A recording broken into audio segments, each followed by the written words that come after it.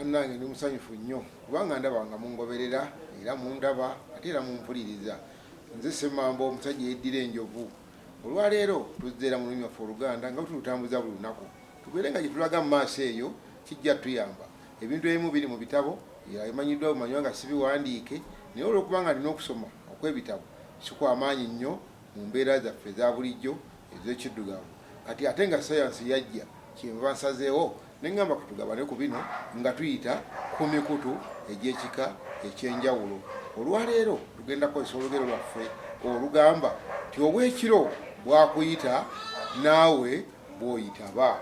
Ekintu kino amakulu gaakyo kitegeeza nti tayogera ku kiro kyokka kyabaawo ky'oba owulidde, wabula omuntu bw'akuleetako effujjo naawe bw'omwanukula, bw'olaba akutaddeko olukongooli naawe bw'omwanukula, bw'aba ng'akutaddemu egamba ng'ayagala kufuula ye ng'awulira ye w'amaanyi asinga, naawe olina omuyisaamu abaana ennaku zino gye bayita okuyisaamu eggaali.